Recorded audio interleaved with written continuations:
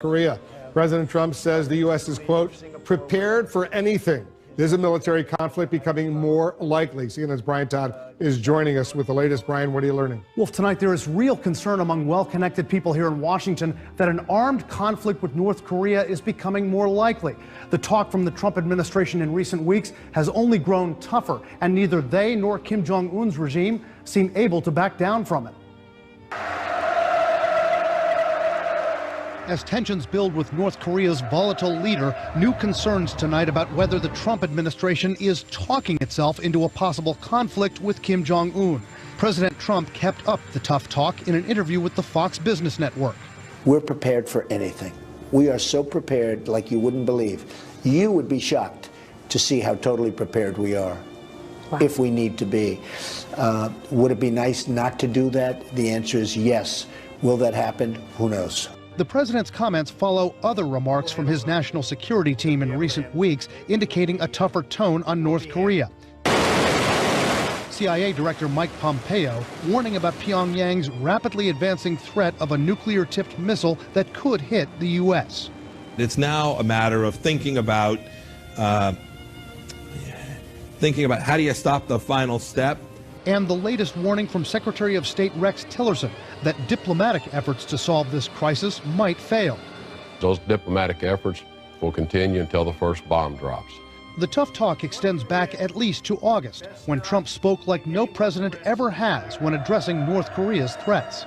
They will be met with fire and fury like the world has never seen. I do think it's pretty stunning that the U.S. president speaks about openly going to war with North Korea because, as you know, conflict is just unimaginable in the Korean Peninsula. But some say Trump's been placed in a position no other American president ever has by the aggression of his young adversary. Some of this is also on Kim Jong-un, right? Absolutely. We have seen multiple nuclear tests of a hydrogen bomb, not just a fission bomb, but a fusion bomb of multiple hundreds of times the size of Hiroshima. ICBM tests over Japan. Nobody has done this before, certainly from North Korea. Tonight, another key strategic question.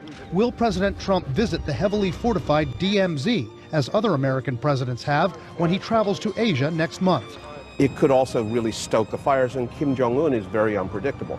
If he doesn't go, on the other hand, it looks either like we're making a concession to North Korea, or it is making it look like President Trump is somehow not your typical president.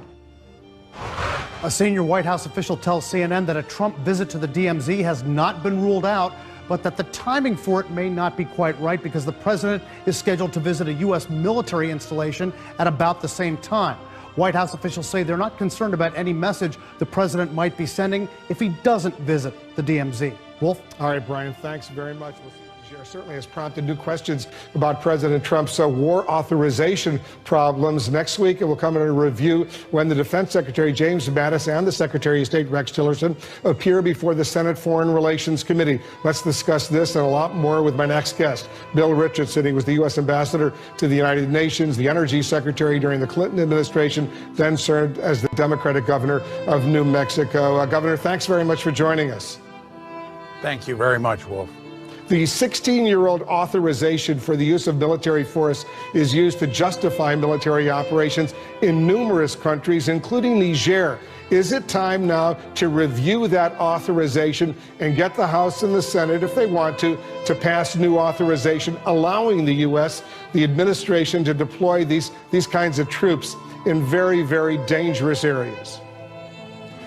Yes, I think this situation in Niger, where there are thousands of American troops, the Group of 8, the highest congressional leaders, maybe even the Intelligence Committee didn't know. I think what is needed is clear guidelines, new authorizations. I don't think it would be an infringement on the president's power.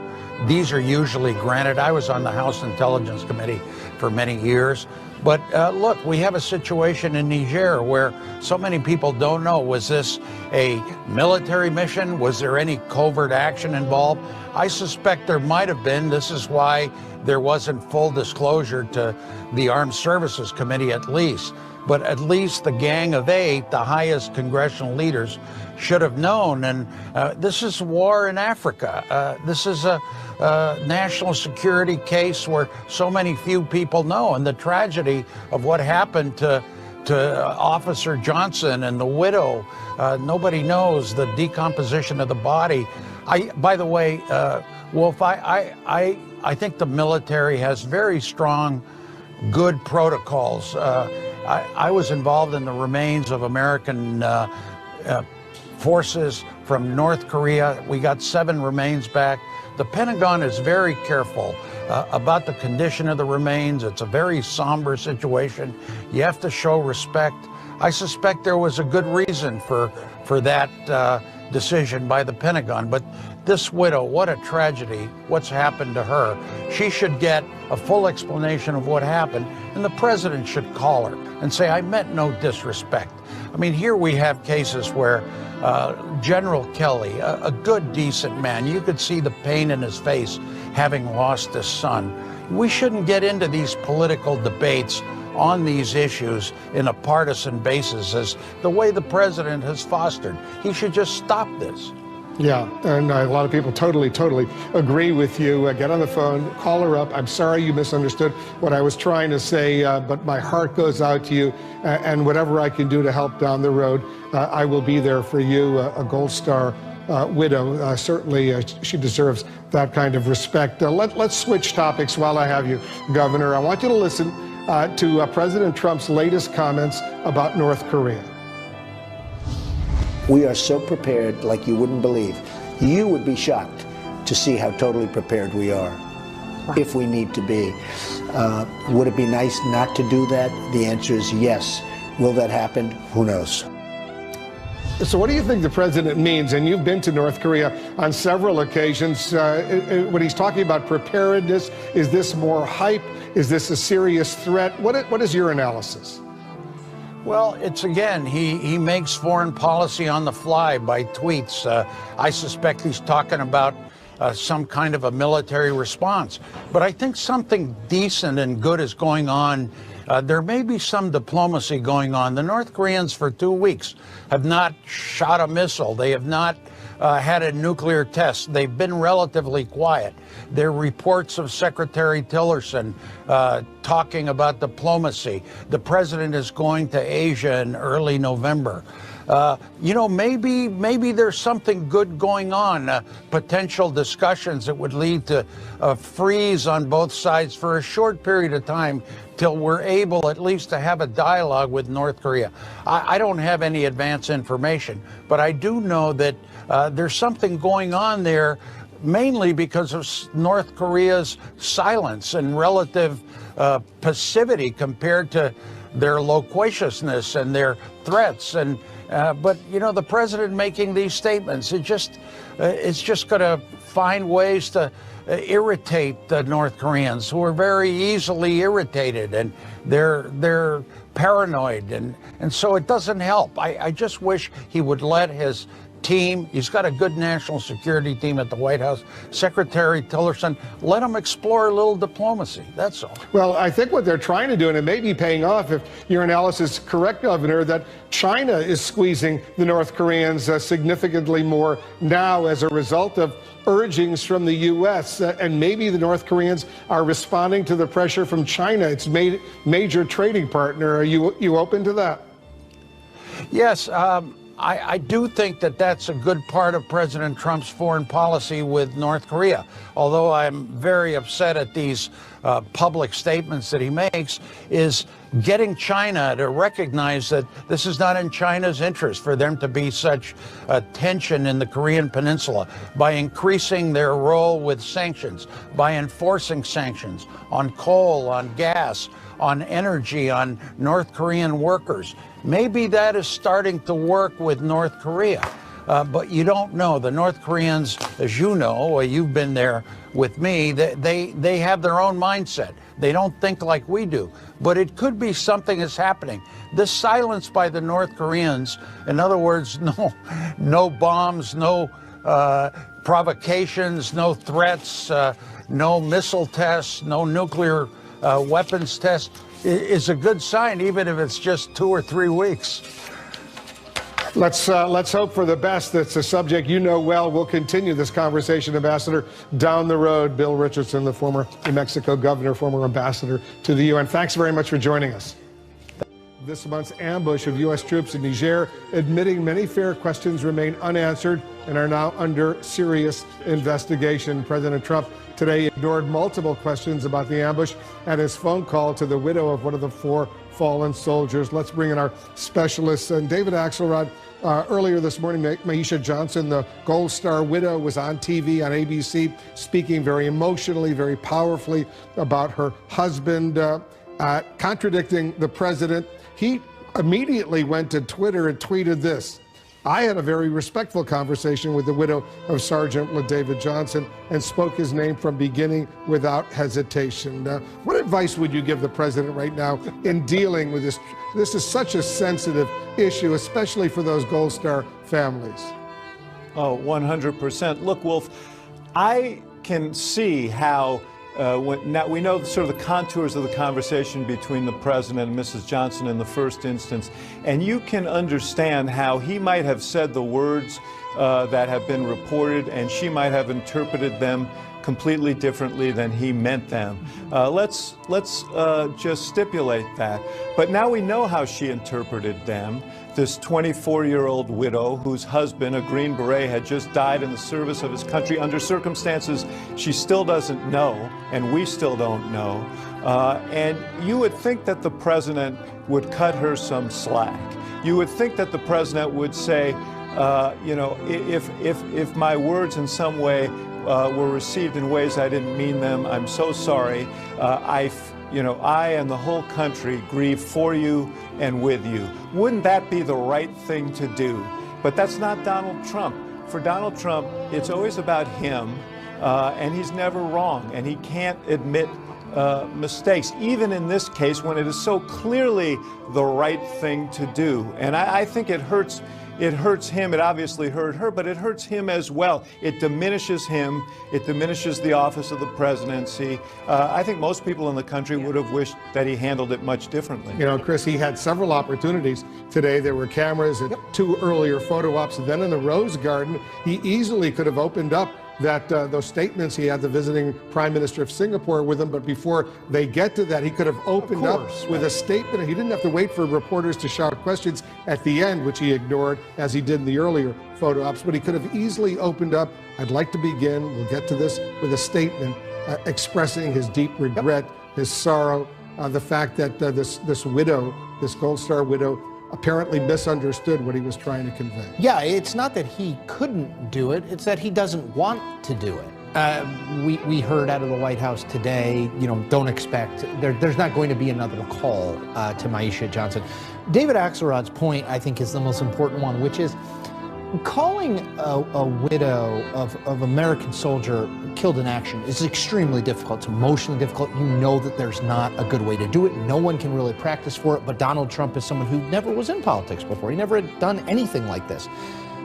The politics of getting along, finding a good place to be with the widow of an American killed in action is way easier. If there was a misunderstanding, just call her. Now, there's too much water under the bridge now, candidly, but just call her and say, you know what, this is hard for me. I know it's not nearly as hard for me as it is for you. If I express myself inarticulately, I apologize if what I said isn't what you heard, because guess what? The President of the United States is supposed to take the high road. It's not about who's right. This woman lost her husband. Just say, you know what, I get it. If there was a misunderstanding, I'm sorry for it, and we honor his sacrifice. The end. Look, it's one thing for the president to get in a tit-for-tat with a Democratic congresswoman who is a politician and signed up to be in this arena, a down and dirty political arena.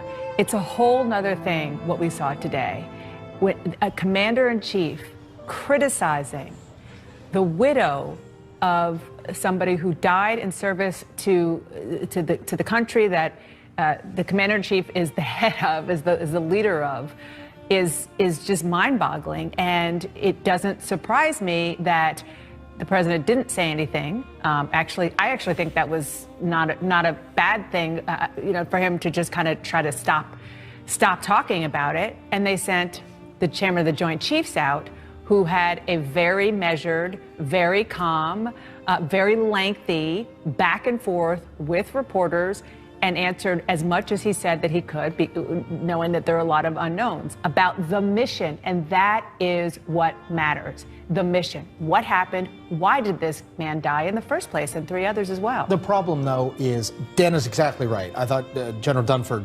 is what you want to be the face of this if you're the Trump administration.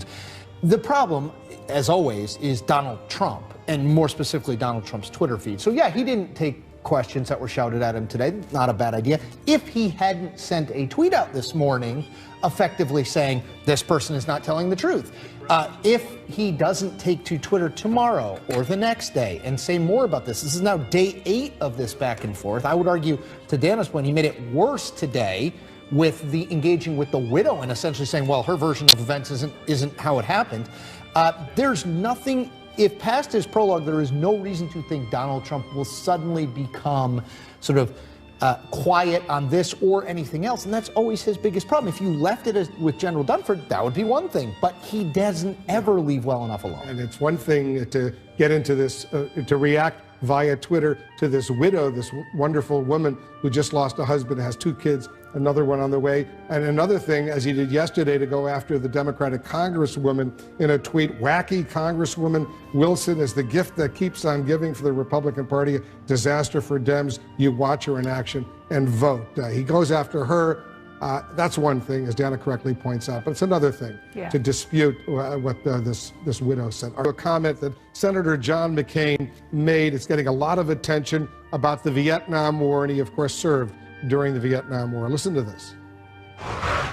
And one aspect of the conflict, by the way, that I will never, ever countenance is that we drafted the lowest income level of America, and the highest income level found a doctor that would say that they had a bone spur.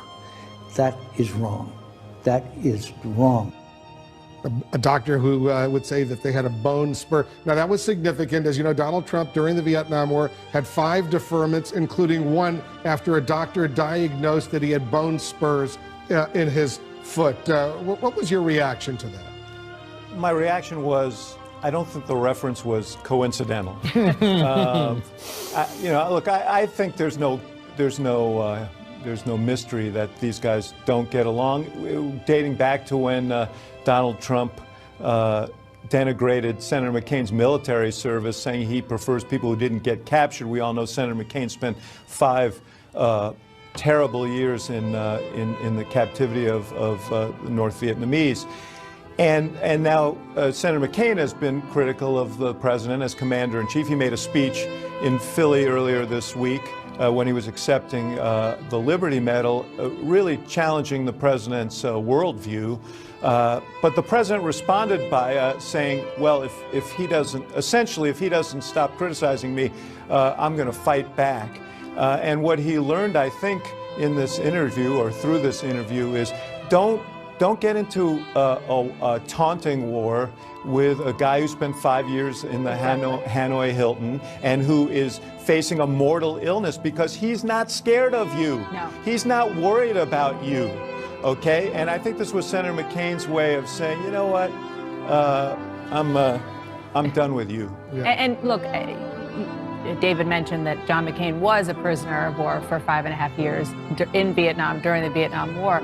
When he came back, part of what he did before he actually ended up leaving the Navy was he went to the Naval War College to study exactly why and how America got into the Vietnam War and how they went so wrong. So what he was talking about there, I think, was for a larger project on Vietnam, but it was after a lot of scholarly intake that he has done, which I think the reason I'm bringing this up is because it's just another kind of data point on how different an experience John McCain has had and why his worldview is the way it is. And there is no question that he chose that example as a dig to Donald Trump. The president during the campaign said John McCain was not a hero because he was a POW and he was a prisoner. That's not It took him almost 2 years to get back at him, but he found a way. I remember July 2015 when it happened. I basically thought, well, that's it. Donald Trump, it was right after he had announced his campaign. He was at a forum in Ames, Iowa, and said that. And you thought, well, POWs tend not to be people that you should attack, right? Whether it's John McCain or anyone else.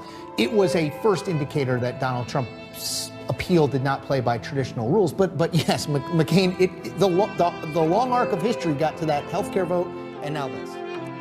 Trump's tax reform plan after last week's budget vote set the framework. He may have the wind at his back as he makes a major push with Congress to get it done. The president is calling the plan the biggest tax cuts ever in U.S. history. The cuts are based around some major changes to tax brackets, going to 3 brackets from the current 7 for individual tax returns. The biggest drop in taxes will be for the top earners. The president wants to also drop corporate tax rates down to 20% from the current 35%. Congressman Mark Meadows joining us from Capitol Hill right now. He's a Republican from North Carolina. He's also the chairman of the very important House Freedom Caucus. Congressman, thanks very much for joining us. A lot of analysts are pointing out that the biggest winners in all these tax cuts, yes, there will be some benefits for the middle class, but the biggest winners by far will be the very wealthy. Is there a danger that going into midterm elections next year, these cuts will simply be labeled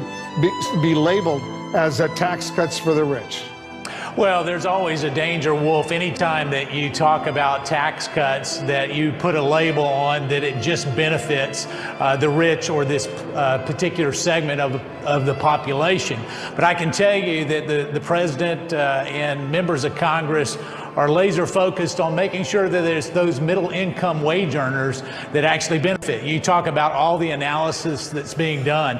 I find it very fascinating that they're doing all this unbelievable analysis, Wolf, when you and I, if we were pressed real hard to talk exactly where those tax brackets are, we couldn't do it because the details haven't even been laid out. And so we're hopeful that we will see that at the beginning of next week. We'll be able to have a real debate.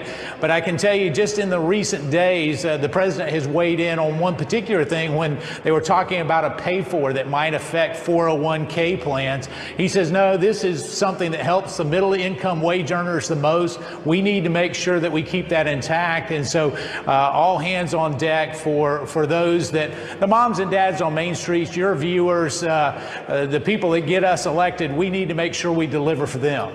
Well, how concerned are you, Congressman, that all these tax cuts will simply raise the deficit and the national debt will go up? Some are saying $1 trillion, $2 trillion, $3 trillion.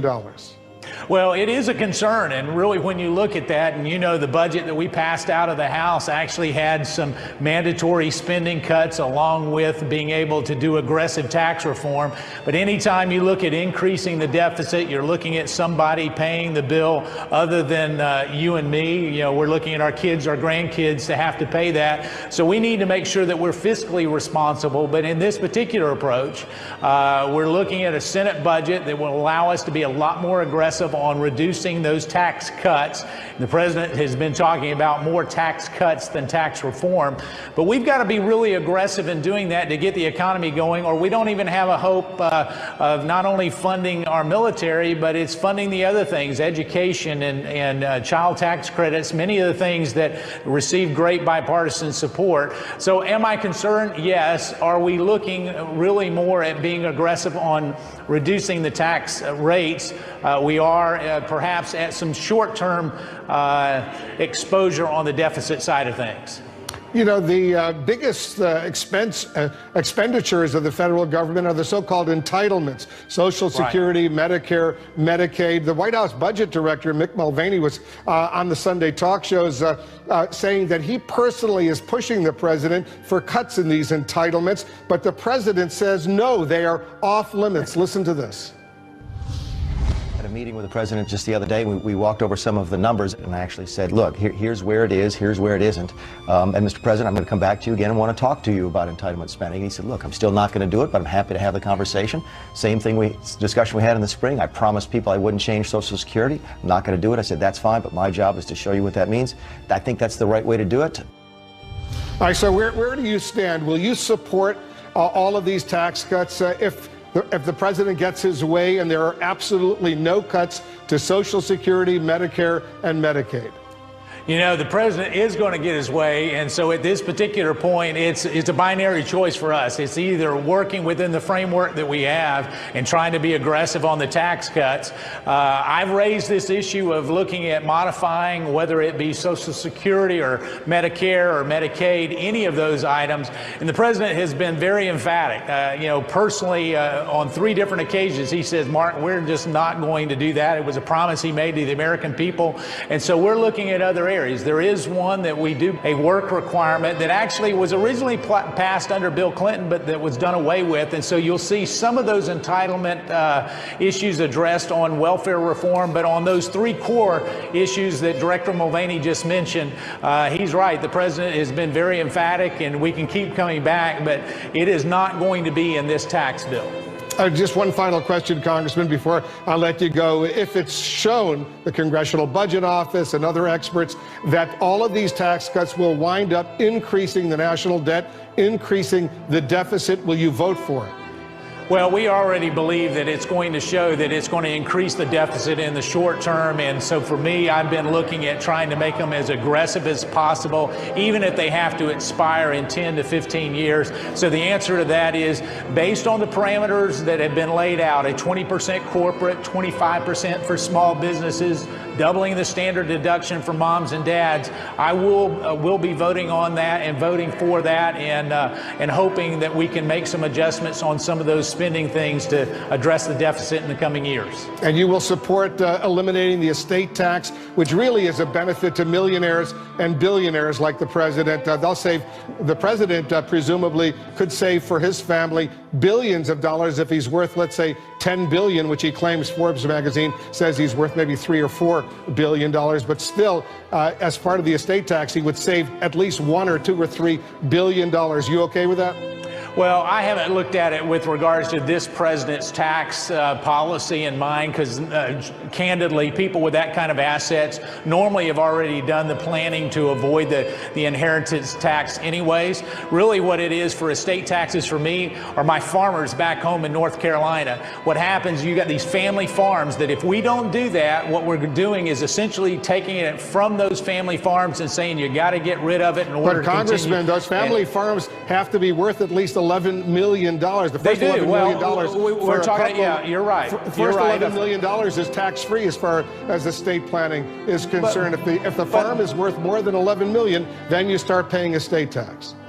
But Wolf, let's look at it. When we're talking about family farms, we're talking about a husband and wife that it may be in their family, but they may have 5 or 6 children or heirs that go on. And so when you're really looking at that, it's about passing it on to those heirs and those family farms. So if we can adjust it to address that, certainly giving the president a benefit is not anything that is even on the radar for me or any of my colleagues in looking at that. And so, you know, perhaps we'll see that. But really, when we get down to it, should death be a taxable event, Wolf? And I don't think it should be. They've already paid in taxes. And so that'll be a debate that we'll have in the coming days as we start to modify this tax reform and roll it out.